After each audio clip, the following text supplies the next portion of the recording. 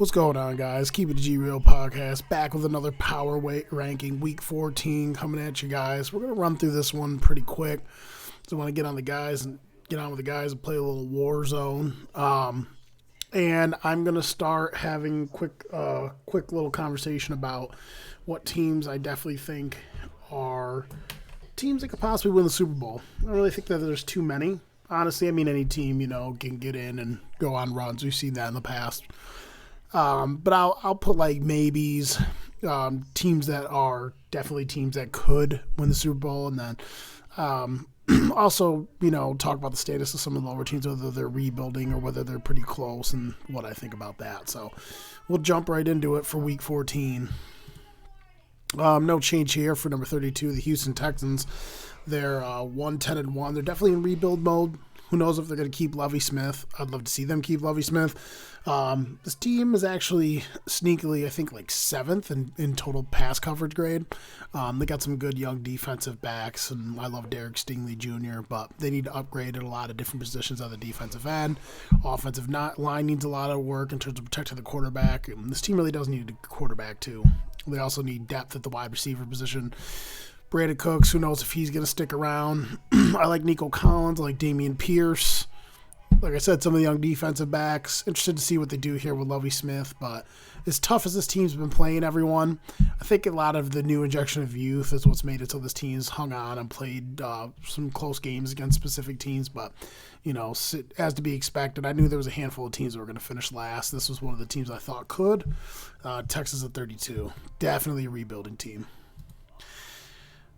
Another team that, on paper really isn't a rebuild team. I don't think anyone expected to get this bad quarterback play out of a guy who's been one of the best quarterbacks in the NFL since he's come into the game. Russell Wilson, we got Denver sitting here at 9-3 at number 31. Not much to really say about Denver. They got talent on both sides of the ball. You don't really know what's going on behind the scenes, but Russ isn't the guy he was last year or the year before that, that's for sure. And who knows? A lot of people can speculate and stuff. I think somewhere it's an in between of a lot of different things. Coaching, play calling, Russ not playing well, a lot of different things. So, yeah, I don't think anyone expected this team to be this bad when they lost their best running back, Javonte Williams. Definitely hurt this team offensively. Oddly enough, this team's been able to keep most of their games actually pretty damn close. So, I don't even want to speculate where Denver's going to go from here. Denver at 31. Again, another disappointing team. People like to talk a lot about Super Bowl hangovers. And I'd have to go back and see, to what degree the teams that actually make the Super Bowl, how bad their hangovers are. But I don't know if I've ever seen one like this. I think it's like some statistic I hear get thrown around that, at least one of the teams don't make the playoffs the next year. But, definitely one is and one isn't this time around. But no one expected Los Angeles to be this bad. They got a lot of injuries. The team's very disjointed. Their offensive line's beat up. Stafford's out. Defense lost a lot of key pieces last year in depth players. Another team now that's good on paper is going to be picking high in the draft. Who knows what they do? I could probably see them trading some of their older players away. I floated around maybe, possibly – trading your best player away there, Aaron Donald for, someone's mortgaging their future off for that piece, a team that needs a defender, but I don't see it happening. He talks about retiring and stuff anyway, so this team's they're just bad. Los Angeles Rams, 30. Chicago Bears, they've bounced all over the back half of the rankings for me at different times. Fun group of young players to watch. I love Jaquan Brisker. I like their young corners. Love Justin Fields. I think this team could possibly have a bright future if the right GM and the right coach gets in there. With this young talent, I don't know what the market is like really for players trying to play, out in Chicago. There's been a lot of great Bears teams over the years, and even in my lifetime, being 32, they've put together some pretty good Bears teams. Just interested to see where the Bears go from here, if they stick with their coach or who they decide, what players they decide to pick up and stuff. The free agency market is solid this year. Fields having a year, not only as a passer, but obviously rushing the football. I think he ranks top 10 in EPA per play per rush. He's gone over 100 yards a couple times. Just an absolute beast, and in my opinion, a steal. I would like to see what he does with the right pieces around him. Bears at 29. Carolina Panthers, another team that early on kind of bounced a little bit because I feel like I love the roster. This is one of those teams where I've always felt like I would love to coach this team if I was a football coach. They got talented players on both sides of the field. They definitely need to shore up more of their offensive line. They obviously need to get themselves a quarterback. If Lamar Jackson actually went to free agency, I don't know if he'd come here, but it'd be an interesting, fit for him with these weapons and some of the personnel that are on this team. But he wouldn't go to a team that's just booty. But I love the wide receivers: DJ Moore, underrated Terrence Marshall Jr. They got Chuba Hubbard coming out of the backfield. Tommy Tremble can get open and make some plays, but love the defensive side of the ball. Love all their defensive backs. Love some of their defensive ends there. Brian Burns, absolute athletic monster. But yeah, this team is kind of living up to where, they should be sitting here at 8-4. They fired Matt Rule. Let's see what Carolina does this offseason. Carolina at 28. Another team that's bounced around a tad in my power rankings, the Jacksonville Jaguars, started off hot. Now they're kind of settling basically to where their roster says they should be, and we've had this conversation. Carolina kind of went out and spent a lot of money on players that did make their team better, but the amount of money that you spent on those players to make them better, you should get better returns. Christian Kirk's been solid all year, but they kind of upgraded their team from really bad to okay, just okay. They're like a competitive team and stuff. I do like some of the improvements that Trevor Lawrence has made, but the team around him is really not all that good. I could see Trevor Lawrence being like the next really good quarterback, young quarterback to, leave his original team, because at this rate, if I'm Trevor Lawrence, I'm playing on my contract, I'm going to go someplace else. Jacksonville 27. Colts, this is a team that disappointed a lot of people so far, sitting here at 4-8-1. Another team has a really good roster. They have a good front seven. They have good defensive backs. Their offensive line has lost some pieces. They were a lot better last year than they were this year. Obviously, Jonathan Taylor going down doesn't help them. But, we got Matt Ryan, who definitely needs to retire. And you got, Pittman's really good, but outside of Pittman, there's not much, in terms of weapons to throw the ball to. I think a lot of times their coaching has made a lot of bad decisions at key moments. They've been in some close games. They've been in some games where they could have won, but I never was high on this team. This team was no more than possibly winning their division, but it is a bad division. Jeff Saturday's there now. He's friggin' running in and drawing up his game plan, come out, punch him in the face. That's his game plan every week. But Jeff Saturday's the man. Indianapolis 26. The New Orleans Saints, this is a fun team for me. This is one of the teams that I've always really liked, a lot of the personnel that's on their team. I love their front seven. Offensive line solid. They struggle because they don't, in my opinion, they got this new kid who scored a lot for them recently, but I think this team's not that athletic through the air, and obviously they lack a quarterback. There's just not enough continuity for both sides of the ball for it to all stick. I mean, their strong point is their defensive personnel, but when you look at their defensive personnel on paper, you think from an efficiency standpoint and actual stopping standpoint, they would be really good, but they're actually kind of middle of the pack. They spent a lot of money on a lot of the current players they have. They're going to have to let a lot of players walk. This is a team, to me, that's kind of rebuild-ish. They definitely do need to let some older guys go and then pick up some new blood, get a new quarterback. So to me, this is a rebuild team. New Orleans Saints at 25. Arizona Cardinals. So this is one of the more interesting ones. The Arizona Cardinals sitting here at 24. The Cardinals have a lot of young, talented players. This young man right here, Budda Baker, Isaiah Simmons, who's their other young middle linebacker? I always forget his name. I could see him in my head. I always forget his name. They got some talented young linebackers. I know they got J.J. Watt, but they don't really got much coming off the edge. Their front seven, to me, is not that good. Their offensive line isn't that great. Obviously, you got Kyler Murray. But I feel like the whole Kyler Murray signing thing, as talented as he is, I just feel like you don't get the high-end elite intangibles that go along with the talent to make him optimize his skills. He's shown time and time again in big games he kind of folds and makes bad decisions, as talented as he is. And it's hard because you got to go out and pay the quarterback that is that talented. so that he doesn't go to another team, so that you even have a chance. I mean, I don't think he's been playing the last couple weeks, but, you know, they got a talented little group of young running backs and stuff with James Conner and some of those other guys, but this is just a very athletic, inexperienced, talented team that just doesn't have it together and doesn't play very cohesive on both sides of the ball. Interested to see if Kyler Murray can play in another system with another coach. So this team's kind of an enigma. Arizona 24.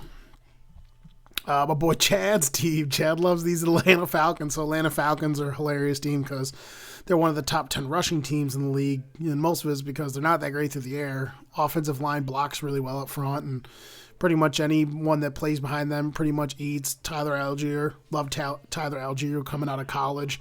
I think he's going to actually be their start running back next year. He's played pretty well for them, spelling Cordell Patterson, who's just out of nowhere, a freak running back. Kyle Pitts went down for the season. Still got Drake London. They got Drake London, who's a mismatch for everyone. He can play well on the boundary and in the slot as a big slot.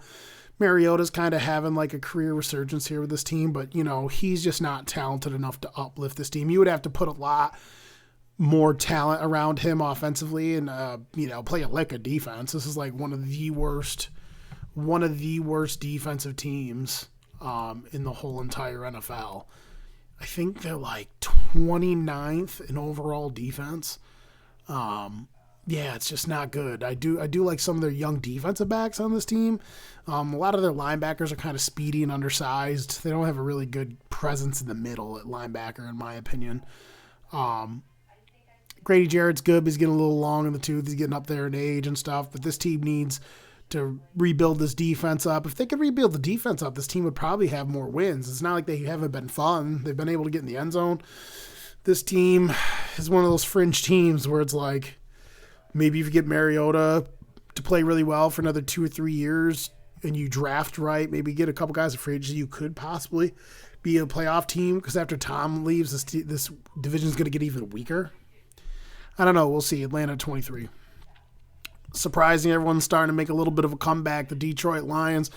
So the Detroit Lions, I don't know if I actually got I was kind of rushing through trying to do these, and I don't know if I have the right. Okay, so my bad. Yeah, they're 5-7. I thought they were making more of a comeback than that. Detroit, same story. Detroit is always inconsistent offensively, but when they put it together offensively, they got a lot of, savvy, explosive playmakers. Whether you talk about Williams or DeAndre Smith, that will thunder and lightning attack, and Jared Goff playing better than he has the past 2 years with some of these pass catchers on this team, like Amon-Ra St. Brown, one of the best offensive lines in the league. So, like, when everything's clicking with, their pass catchers and Goff is on point, this team can score 20, 25, 30 points on a lot of teams. The reason why they're 4-7 is because they're literally one of the worst defensive teams in the league. Their front seven's really bad. I do like some of their defensive backs. Obviously, I like Hutchinson on the front seven, but some of their defensive backs, Jeff Okuda's having a career year in terms of grade. I like Tracy Walker third on the back end. I think he's an underrated strong safety. But this team still needs a lot of work. They need to go get themselves a legitimate number one and then actually assess their quarterback situation, whether they want to stick with Goff or not. But this defense just really needs to be overhauled. They paid a lot of guys recently, a little while back, like Aquara and Flowers and some of these other guys, that they just should have never have signed. They got to clear those off the books, and they got to really make an attempt to get some free agents in here. Detroit 22. Sitting at 21 at 5-7, the Cleveland Browns. So not the best outing in the Deshaun Watson debut against the Texans. Close game, but, they pulled through and won. Watson just needs more reps under his belt, and this team will probably be a dangerous team. Maybe go out there and get themselves another wide receiver. With Watson back in the building, if he continues to play, this team is ready now to get back into the playoffs and make, a run and maybe win a playoff game or two. This team has all the talent in the world on both sides of the ball. They now have a guy who left the game as arguably the 5th or 6th best quarterback in the league, depending on who you ask. Just an elite talent. Of course, he's going to struggle coming back. I mean, I thought he would play more football than this. So I doubt this team makes a run and gets to 500 or gets a chance at making the play. I mean, they might. But they didn't look good against the Texans. Not enough cohesiveness. Timing was off on a lot of the throws. as the wide receivers are climbing through the route tree and stuff. You could just tell that they haven't played in-game with him for a while, so they struggled. This team's still going to be able to run the ball. Hopefully their defense plays to the way they normally can play because their defensive personnel is stacked across the board. Cleveland 21. Pittsburgh Steelers at 5-7. They're on a little run here, starting to win some football games. I would say this team, for me personally, is still in kind of like a rebuild mode. They got some older front seven guys that they need to replace. They got some inefficient linebackers they need to replace. Their whole offensive line needs to be rebuilt. Okay running back, good pass catchers. Deontay Johnson's weird. He's like this odd talent. For every good thing he does something bad, whether he's making a bad decision on the field, dropping footballs. But then the emergence of George Pickens, monster, liked him coming out of college. His only issues in college was he got injured a few times, didn't play a lot. And he also was kind of like a bad locker room guy, supposedly. But you could see the talent when he played at the University of Georgia. Just, freak guy at the catch point. Underrated after the catch, too, if he gets the ball in space. Not the best separator in the world, but I do really love the player, and I love Pat Freiermuth. Kenny Pickett, I think he's looked okay. I think he's, looked okay in a really tough division. I'm interested to see if this team goes all out, gets some offensive linemen. Kenny Pickett in the fold. Steelers at 20. 19, Green Bay Packers. I don't have a lot to say about the Green Bay Packers. Still just not, as a collective, not that great down the field, not that explosive down the field. I know Watson's kind of had a little midseason resurgence, but we don't know how long that will hold, or in key situations against really good matchups, against good corners, how well he's going to play. Rodgers not himself. I know in a recent game, Rodgers didn't play towards the end. They put Love in, and Love went out there and scored. Like I've said from the beginning, Packers are very talented on both sides of the ball, but I think with all the bullshit going on, as much as I'm an Aaron Rodgers fan, if I'm Green Bay, you could easily trade Rodgers to the 49ers or another team that's willing to mortgage the next couple drafts, and you can start, rebuilding your Packers team back up on top of all the good players they have. So Packers, their defense is not playing as well as they should, even though they got a gnarly front seven, and their back four is really good with Jair Alexander. Two-headed monster in the run game, the emergence of Christian Watson. You would think this team would be a little bit better. Sitting here at 5-8, can they make some moves? I don't know what we got. 4 games left. Could they crawl back to 9-8? But it doesn't matter because the Green Bay Vikings are too far out ahead. Packers at 19. New England Patriots 6-6, down 1 to 18. Again, I don't have much to say about the Patriots. They're just your normal, can't pass the ball that well, run the ball shit ton, play okay defense. They'll be 500 at the end of the year. New England Patriots at 18. Another interesting little comeback here, just like the Steelers, we have the offensively explosive Las Vegas Raiders starting to creep back at 5-7. Now in their division, considering what's going on, it is very realistic that if they keep on the run that they have, they could possibly finish second place. 6-6 Chargers, as talented as the Chargers are, and we'll get to them. They've been injured. Las Vegas, they got a decent pass rush with Max Crosby, who's pictured here, and some of the other guys. They could be really had on the back end and in the interior of the field because their linebackers and defensive backs are not that great. They have 2 good young DBs, but as a whole, their depth and their actually skill on the boundaries, just a lot to be desired there. Offensive line's brutal, but they're starting to click a little more on offense. Carr's playing a lot better, a little galvanized behind the run game there. Devontae Adams starting to play with some nastiness. In this division, considering how the Broncos have been so bad and the Chargers so banged up, I wouldn't be crazily surprised if they clawed their way back. They still got, 4 or 5 more games to play? Or 6 games? I'm not exactly sure. My numbers, again, could be wrong. I apologize. I got to do a better job at putting the right. Let me see. I got to do a better job putting the right. No, they are 5-7. Thought my numbers were wrong there again, but up 7, Las Vegas Raiders again. I don't trust them in a lot of big games because their personnel is just not good enough to beat a lot of these good teams. I said the only way this team would be even viable is if they had an insane year offensively, and they haven't really, besides Jacobs rushing the ball real well. Who is leading the league in rushing, by the way, with 1,334. Jacobs been balling out. Las Vegas Raiders 17. New York Jets 7-5, staying put at 16. Jets, what can I say about the Jets? I love everything they got on the defensive side of the ball. Love everything they got on the offensive side of the ball. Need to go get themselves a quarterback. I don't know who they're going to pick. I would love to see Lamar Jackson with all these weapons on this team, this run game, this offensive line. Love the defense. Sauce Gardner. I've never seen a corner come in the league in the more high-level grading recently and post an 86 overall. Pass coverage grade, I've never seen that. In my opinion, he should be the Rookie of the Year. Jets playing with Mike White.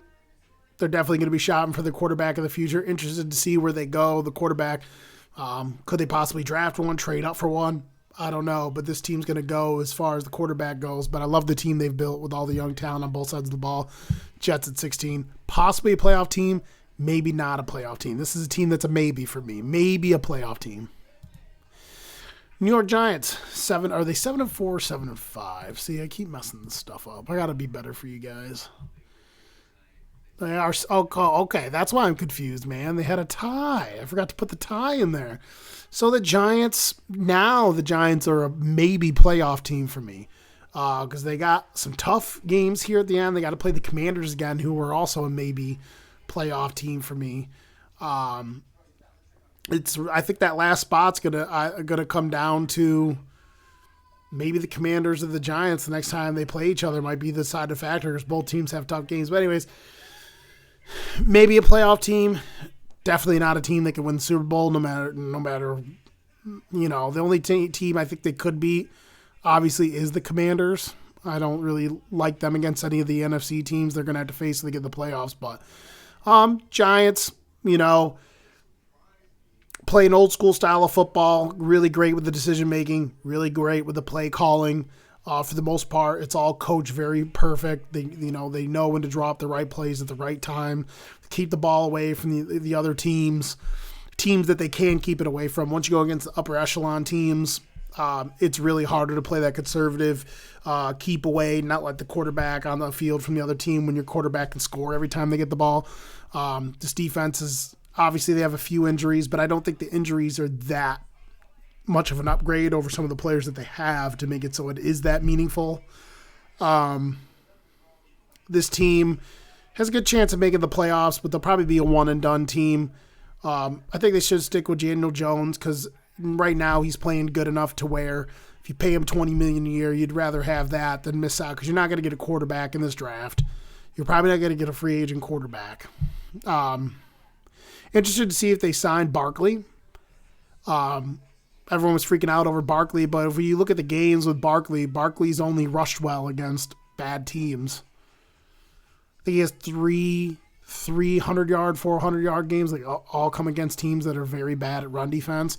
Last 3 out of the 5 weeks or 4 out of the last 5 weeks, he's been held under 100 yards. A couple games under 50 yards. So teams are understanding that Barkley is dynamic. Got to keep him in check. I do love some of the defensive personnel on this team. I like their front seven. I like their young linebackers. I love their defensive linemen, Dexter Lawrence and Leonard Williams, Ojulari. I like Julian Love, Xavier McKinney. I do love a lot of the young defensive personnel. I really do think going forward, this team's onus is eventually going to be, once it's fully healthy, once they add a few more pieces, I'd actually like to see them get their hands on a true, efficient Mike linebacker for this defense. I know they blitz a lot, but I'd like to see them get a truly efficient linebacker that could do everything they need for them there. Maybe add another corner to the mix because I do like the safeties there. And so if, they can get another wide receiver, maybe a couple more pieces on defense, offensive line starting to play a little better. I think the Giants, if they make the right moves around the pieces they have now, could possibly be a playoff team again next year. But definitely one of the weaker teams coming out of the NFC if they make it in. So Giants at 15. Love Brian Daboll. Interested to see what the Giants go from here after this season. But it's not over yet. Washington Commanders, they're 7-5-1 because they had the tie. Man, when are they going to get rid of the tie? The tie is so ridiculous. The tie is one of the worst rules ever. Anyways, I digress. Washington Commanders, I actually do like a lot of the personnel on this team. Love their wide receivers. Curtis Samuel, Scary Terry. got some decent receiving tight ends, and I love the running backs. Gibson can catch the ball in the backfield. Brian Robinson scored me a lot of touchdowns on my parlays lately. And the defense is starting to play to where the defense should have been playing all year long, even without Chase Young. They got a pretty deep, strong defensive interior front and defensive backs. I actually like all these players on their defensive side of the football. Good, young, fast linebackers, underrated safety in Cameron Curl. Fun team. And I actually love the colors of the Commanders. I feel like I'm in the minority on that one. Everyone says they hate their colors. How do you not like those unis? So yeah, Commanders, 14, similar Giants. You can interchange both of them. I can't wait to see their next game after they've tied. Their next game is going to be crucial. I think it's literally 2 weeks. I think the Giants play the Eagles this coming weekend, and then they play Washington again right after. So that's going to be a pivotal game for those two teams. Sitting at 13, I still believe in this team. Sitting at 13, the Los Angeles Chargers at 6-6. I really still believe in Herbert. I do think Herbert's talented. The fact that this team has stayed afloat with all their injuries, they have 3 key offensive linemen injured. They have key defenders injured. Their wide receivers have been injured on and off, in and off. Keenan Allen comes back and Mike Williams goes. I just think this team, even with all the injuries, has managed to stay afloat at 6-6, is still on the bubble vying in the playoffs. I have to go look at their schedule, but I would like to see this team make it into the playoffs as the final seed. Love a lot of players. Love this player right here, Derwin James. Sadly, I hear a lot of banter, like a lot of talk about how good Herbert is. I still think Herbert's really good. I still think Herbert's really talented. I just think he's been, stunted by the fact that this team has been so beat up. I don't know. And then, I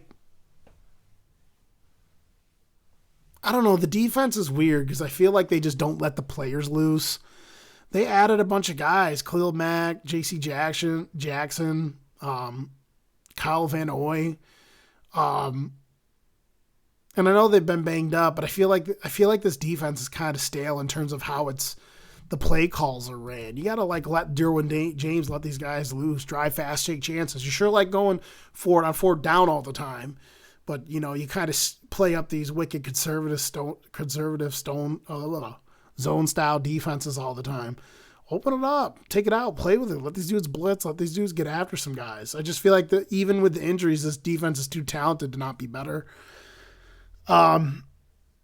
Interested to see if Los Angeles Chargers get in, so I have them here at 13. Just think they're a better team than a lot of the teams behind them, even with the injuries. So Tampa Bay Buccaneers at 6-6. I get a lot of hate for leaving Tampa still in the top 15. I've seen places where Tampa's out of the top 15. But they still got Tom Brady. They still have a talented roster. And I know they were friggin' stale for friggin' most of the game last night and then just the other night managed to come back and just fucking win in the last second. But Tom's still out there friggin' throwing darts. This is one of those teams where there's been so much drama and bullshit going on with this team. I really don't know what to think. I don't have a really measured take on this. I do know that defensively the team's still playing solid. Still have really good, solid defensive personnel. And in arguably one of the weakest divisions in all of football, this team should be the lock to win this division.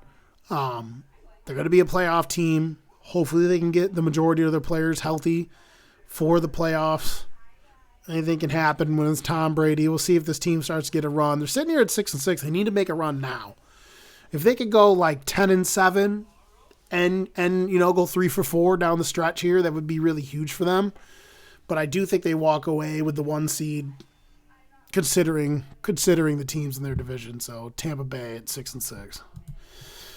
Sitting at 11, the Tennessee Titans, 7-5. They play solid defense. I love their front 7. They also benefit from a weak division. I do love Mike Vrabel, who's, like we said at the beginning of the year, is going to prove he's one of the best coaches in the league, and I think he's done that. I think he does a good job optimizing what he gets out of some of these players. I think there's a lot of guys that aren't as overtly talented on both sides of this team, whether it's offense, defense, special teams, that Vrabel gets the most out of these guys. They play hard for him. I do think this team, regardless of the personnel, they're missing A.J. Brown, which was really huge for them, which would have made this team a lot more dangerous. But even with A.J. Brown, I just think that this team doesn't have enough juice on the offensive side to go out here and beat some of the upper echelon teams. They're going to win their division. They're going to go in the playoffs. They're going to play everybody tough. But Ryan Tannehill has his limitations. I think the offensive scheme has some limitations. I don't think they have good enough offensive personnel to optimize their offensive scheme. And at this time of the year, a lot of the teams that rush the ball a lot, in my opinion, unless they're truly exceptional, tend to start to get stuffed by the better defenses down the stretch. And we're starting to see it this year. Tennessee at 11. Baltimore Ravens sitting at 10-4, or sitting at 10 at 8-4. So Baltimore is an odd team to judge what you're going to get from them week to week. Some weeks they look like they deserve to be in the top 10. Some weeks they look like they deserve to be in the bottom 10. Really talented on the defensive side of the ball. I think they do lack a level of efficiency in terms of tackling and in some of their like man coverage sets that can be had. But I do like the front seven. I think Roquan Smith brings a more of a stability and a more efficient leadership and presence and tackling to that team. I do like the offensive line. I do like some of the skill position players. I do think the skill position players match kind of a blueprint of what you need to succeed with Lamar Jackson. But, I don't think Rashad Bateman is a number one. I do like Bateman. I do like Duvernay. I like Proche. I like the young tight ends, Mark Andrews and Isaiah Likely. I like those guys. I think they all fit well together with Lamar Jackson, but every guy's hurt. It's either this week this guy's hurt, or that week that guy's hurt, or this week this guy doesn't play well, or that week that guy doesn't play well. I would love them to keep all these players in-house and go get yourself a number one wide receiver once and for all for Lamar Jackson. If you're going to pay this kid, go out and get him a serious weapon. I don't know who that's going to be. I'd have to see who's going to be the free agent market. I got to see who's demanding trades. But you got to go get this guy a bona fide number one to play with. You do that, that's going to open up this offense so much, and I think this team would be one of the best teams in the league if they went out there and got them. Like if Devontae Adams would have signed with Baltimore instead of the Las Vegas Raiders, Baltimore would be a tough team to beat. Once you shut down the passing game with this team and you force them only to be a run team, they struggle. It's harder for them to do the RPO and the play action pass stuff when you ain't got no one to throw the ball to.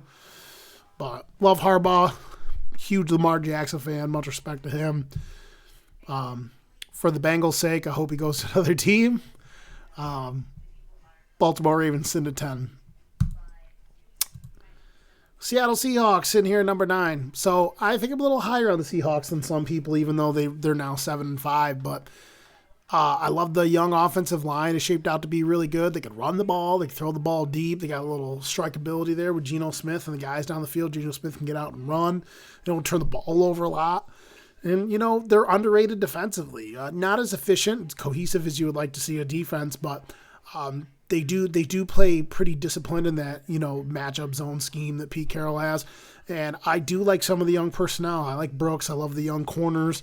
Who's the kid there? Woolen. He's like 6'4", 210, runs like a 4.3 something or some shit. Like massive, fast, young DBs. Jamal Adams is injured still, I think. I could be wrong about that. But, Pete Carroll has shown throughout his tenure as a Seahawks coach, he's got a solid system. It works in the NFL, offensively and defensively. They play that cover 2 zone. And then they play their style of, pound the rock, take deep shots down the field, be efficient in your short passing game. And Geno Smith has stepped right in here and done that. So this team's going to be a playoff team for me, as the Ravens will be. Both of these teams will be playoff teams. Seattle 9. Minnesota Vikings will definitely be a playoff team. Obviously, they're going to win their division. At some point with Minnesota, Minnesota scares me. They're 10-2, and at some point the wins really do pile up and start to matter. They've won close, but they've kept winning. I think the defense can bend and break at times. And at the end of the day, it's like, what are you going to get out of Kirk Cousins? That Bills game was actually wild. Kirk Cousins was letting his nuts hang, just fucking throwing darts out there. And I was telling my buddy who's a diehard Vikings fan last night, you just never know what you're going to get from Kirk, man. There's games where you straight up get elite play from Kirk Cousins. Then there's games where you get mediocre play. There's games where he doesn't show up. Like that Bills game, and he threw that ball to the sideline in triple coverage. That ball was a howitzer. So accurate. It just goes to show you that the mental game is super, super huge. I would love more than anything to see Kirk Cousins get out of the slump of melting in big games. If he could do that, this team does play good enough defense. They're one of the top teams in turnovers. This team can make a run in the playoffs if Kirk gives them his best. Minnesota at 8. Miami Dolphins slid back won the Miami Dolphins to 8-4. I love this team. This team is definitely a playoff team. This team is a team that could make a run depending on the matchups they get. I think they have a couple offensive linemen that went down. They have firepower all over the place. Like I said, Tyreek Hill, Jalen Waddle, Mike Gesicki. They got a lot of good different style running backs. They can throw at you out the backfield, whether they're running it or throwing it. And Tua right now is number 1 in passer rating. Now, you could take that with a grain of salt and, figure out what metrics you like. Some people just like passer rating. Some people don't care about passer rating. Some people look at different types of grades. I'm at a bit on here. You hear me talk about EPA per play a lot and some of the different other grading stuff. I do like PPF, and I do think they're making an attempt to do all the things that you guys think you're seeing. Like when someone goes, oh, well, they don't account for this scenario, this thing happening. They're trying to put a measurement to that. So I think it's funny when people, step out. Like, for example, like when someone tries to say someone's like a really good separator at the wide receiver position, they're literally trying to measure how well dudes get separation. Not only how quick do they get in and out of cuts and create separation, but the distance of separation, how far away they actually get to the point of attack on the ball from their opponent, how well they leak into zones, things of that nature. And I could go on with how they grade things, but, Tua, I think he's 3rd in pure passing grade, 1st in just PPR. I really like this team. Playmakers all over the place. They play, most of the time, play good enough defense to make it so the offense is in the game and scheme up, get their players open. I love the coaching. Tua's not scared to get out there, open it up, throw the ball all over the place. This team's going to be a playoff team. I think if this team can shore up and make sure they keep their offensive line healthy next year, and I think they get a couple more pieces on defense, be a little more efficient defensively, this team could possibly be a juggernaut in the future. Dolphin at 7.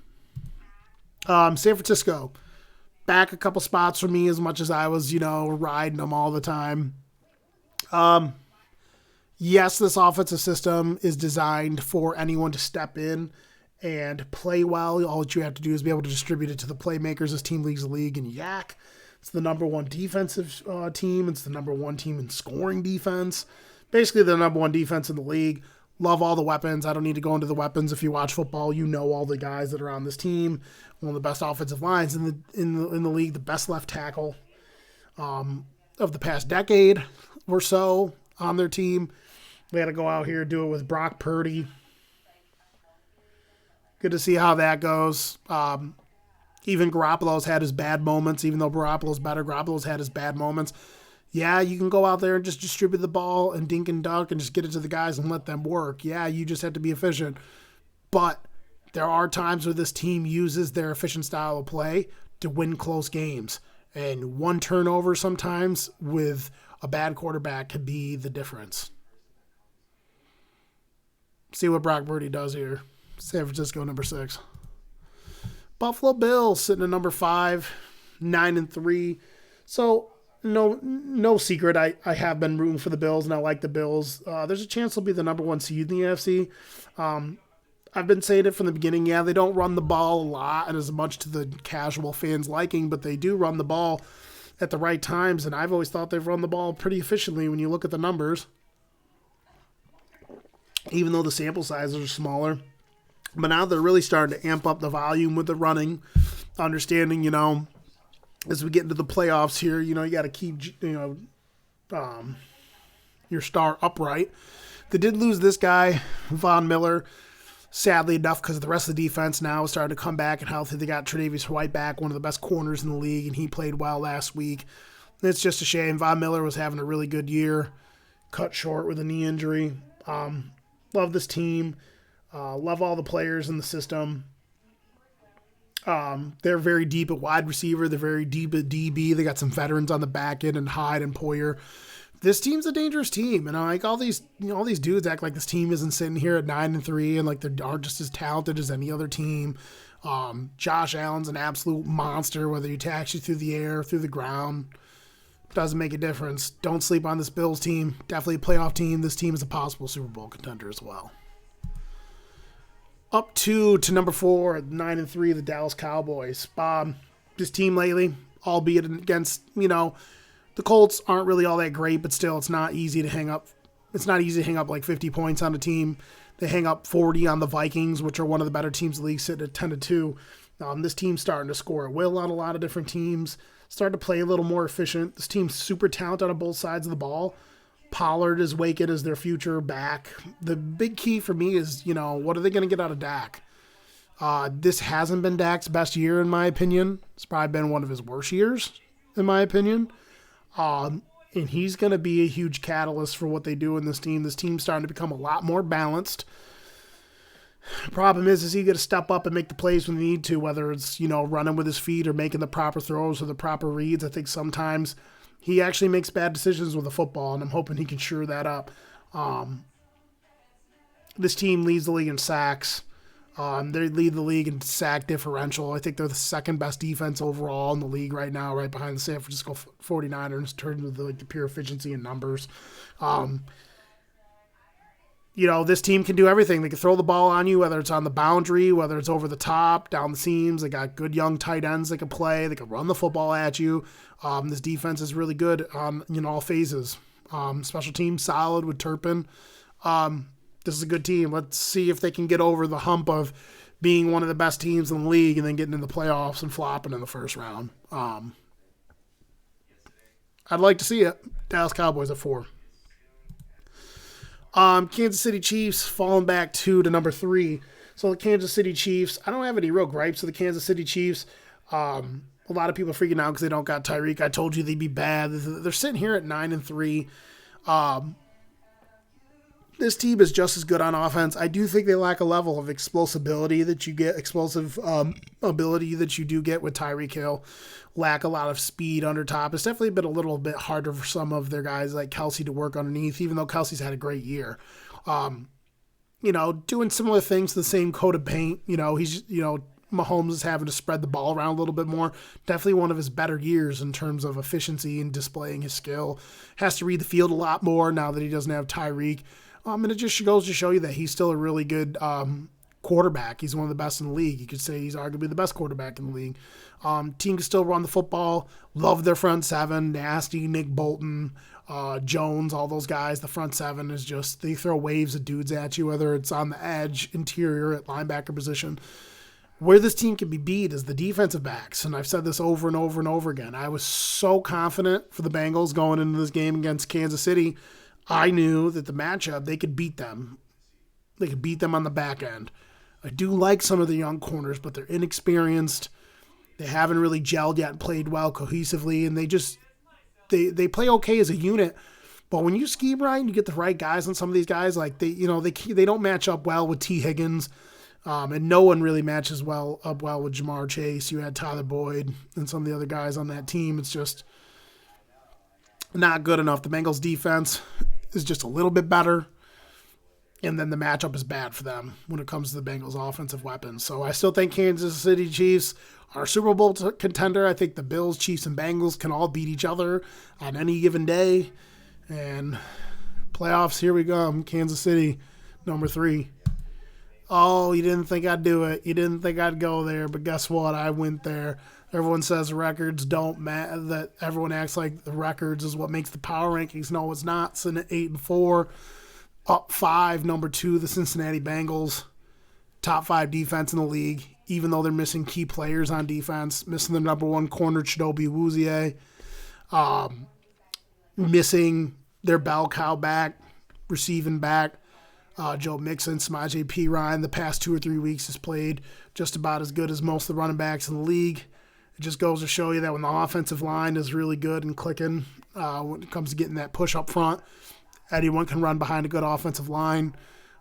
There's just examples. We're not going to go down that road. Just examples over and over and over again that that most of the time, unless your running back is truly exceptional, offensive line play is what drives most of the efficient rushing. But this team, past 5 weeks, has become has graded out to be one of the better line units. Joe Burrow has only been sacked like once or twice in the past 5 weeks. Against the Chiefs, they were absolutely stellar. Burrow was able to spread the ball all over the place to playmakers. Jamar Chase came back, looked like he never left. 7 catches for 80 yards. I don't remember if he got in the end zone at all. I know T did.